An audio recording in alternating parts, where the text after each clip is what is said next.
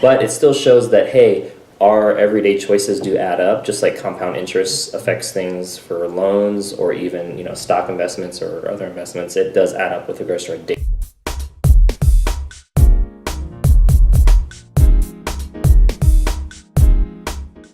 Hey, this is Lance McGowan and Tanner Freegard. And today we're going to talk about how simple habits can save you thousands. That's right. There is a way because, we spend money, but is there a way to actually know what that is and then do something with it? I think so. Okay. Well, many people find, changing their habits and routines difficult, which is where the phrase old habits die hard comes in, right? And old habits can hit your clients, can hit you, and their savings pretty hard. And, we have some simple lifestyle changes that you can do and that we recommend for our clients that can save you a ton of money and even improve your health. And so back to that health is wealth, because that's what this whole series is. This is just another video in our health is wealth video series to help you with just that, right? Yeah. All right, so you can definitely cash in on healthy habits, but let's talk about a habit that's not so good, which is smoking, okay? And so when you quit smoking, and you could save big on this one. And currently the national price of a pack of cigarettes is $6.16. Obviously that goes up as time goes on, as inflation goes up as well. And so the weekly savings of not smoking is $43.12 according to that, that national average for a pack of, a pack a day smokers basically. And then the annual savings is $2,248.40. Again, that's for that pack a day smoker type of person there. And if that's you, it's not demonizing you, it's not trying to make you feel bad. It's just saying like, hey, when it comes to our financial future, we have to look at, are we, do we have an emergency fund? Do we have, savings? Do we have something in retirement? And are we looking at what we're spending, specifically habits that don't contribute positively to our health or our future investment goals? And so it's kind of like, are we aware of the bad or the not so good habits, and are we getting more things that support the good, which is our future? And so that's another way to think about it. Absolutely. One of the things that we didn't mention as well is when you cut out smoking, the health benefits that adds to the quality of life that you have as well. So just the medical costs, this is just the cost of you buying the pack. Okay. Not talking about the savings that you're having in the end result as well, as far as how not needing to go to the doctors as often and all the healthcare costs on top of it. So, yeah, so it can be pretty it also lowers premiums if you do that before. Obviously, you're getting quotes for life insurance, but it also can raise premiums if you do smoking, though, right? So, or it can cause you to get denied. Yeah, or even health insurance. A lot of those factors as well. So let's talk about some of the things that we like to spend. Maybe we want to go out to eat for lunch a little bit or splurge every now and then. If we're spending on average of $5 a day on fast food or alcohol or any unhealthy snacks or anything along those lines on a weekly basis, it's about $25. Wow. If we're doing $5 a day for 5 days, take weekends off. Yeah, right. That'd be an annual savings of $1,300. Wow. It's pretty close. So to say we don't have money for other healthier things like supplements or some of the stuff I teach about on my channel, or to say that, hey, we don't have money for, emergency fund, a savings account, or retirement, this is basically saying, hey, this is one that affects almost everyone, right? Unhealthy snacks, alcohol, and fast food. And you could probably lump in restaurants in there too, fast foods and restaurants, but yeah, that's definitely a huge one.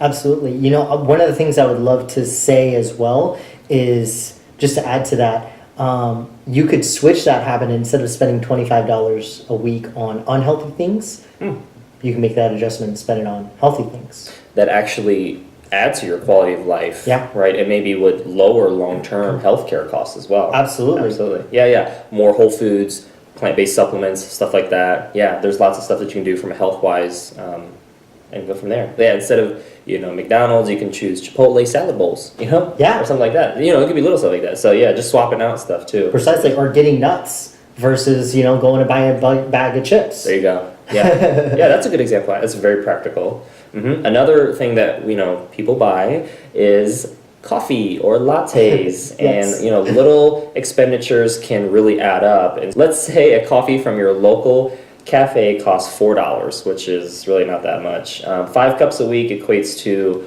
$1,040 a year spent on coffee, and compare this to brewing your own at home, which costs as little as 11 cents per cup. So there's definitely a big markup on coffee. And so weekly savings when you go out for coffee are $19.45. And again, that annual savings would be $1,011.40. And so going out for coffee is great from an experience standpoint. It's great from a socialization standpoint, but it's not so good on the wallet, especially because you can make it cheaper at home.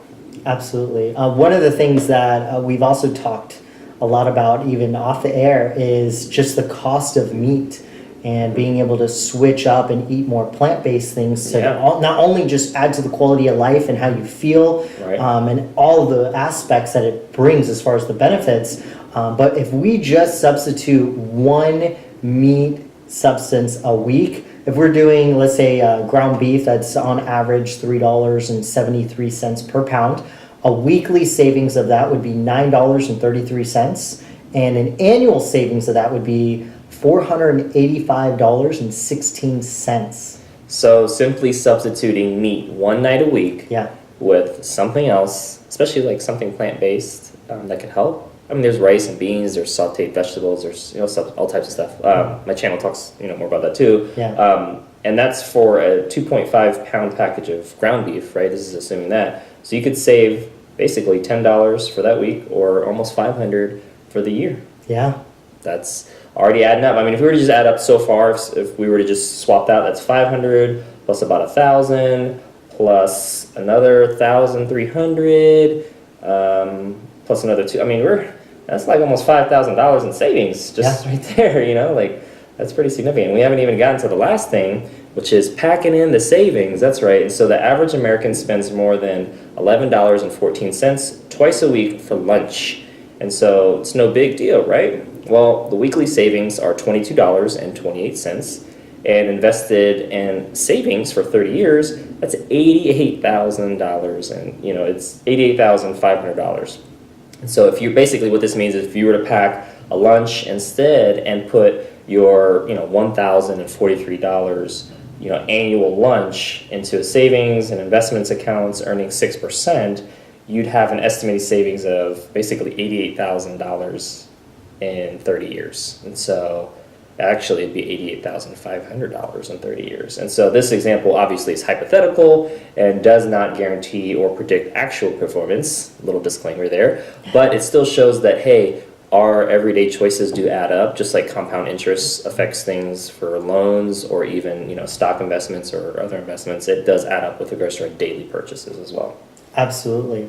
So that's one of the things that we wanted to make sure that people understood is, how to put your money to work for you and the potential long-term growth. And that's really what we help our clients out with. Yeah, and some other things to consider is making money off of money. And then, there's a lot of other financial and health habits that are important that, and that our clients know to make sure everyone gets started off on the right foot, or that we maintain what we've already done. And so that's going to be really important as well. And so, well, that concludes today's video. Lots of nuggets of great information and numbers to kind of get the mind going and thinking about other ways to save money, because if we're not going to make more, then the only thing we can do is save more. And the only way we can save more is if we either spend less or divert it into things that have that making money type of aspect on stuff. So but that concludes, again, today's video. Hit the like button if you did, hit subscribe for future video updates, and we'll see you in the next video.